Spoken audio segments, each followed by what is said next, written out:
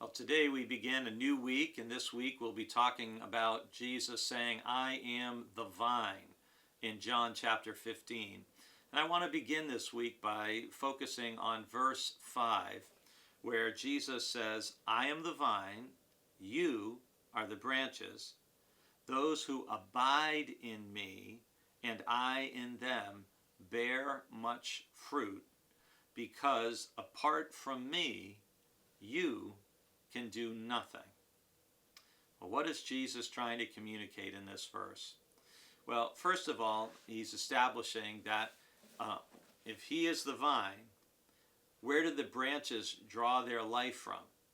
I mean, they draw it from the vine. The vine is the one that connects them to the roots. It's when all the nutrients that come up from the soil come up through the vine and then get shared with the branches. And so this is an image that I think Jesus is trying to communicate, that we are made for union with and dependence upon God.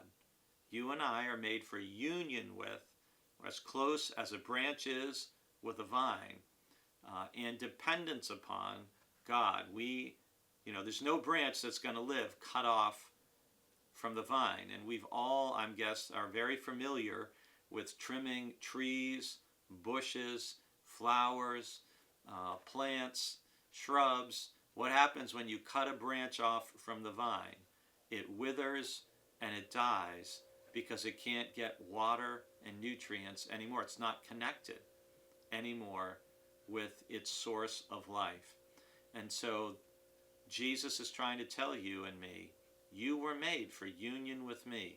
You want to stay as close to me and as connected to me as possible, because whether we want to believe it or not, whether certain people accept it or not, we are dependent upon God for our very life, for the gift of our life.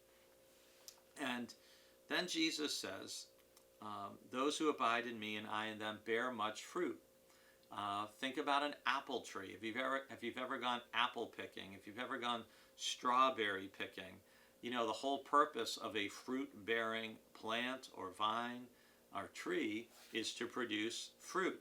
And in the same way, the whole purpose for us abiding in Christ is to bear fruit. And in John, that means primarily the fruit of love. We also think of the fruit of the Spirit that you've heard me talk about many, many times. That's the fruit that Jesus is looking for from each one of us. And the final thing he says is, because apart from me, you can do nothing. Now, again, that's not something that I think is to be taken literally. I can go to the grocery store and buy groceries whether I'm abiding in Christ or not, right? There's a whole lot of things we can do apart from Jesus. So what does he mean? I think what he means is, you can't do anything of lasting, eternal, kingdom, significance, and impact apart from me. I think that's what he's trying to tell us, which is why abiding in Christ is so important.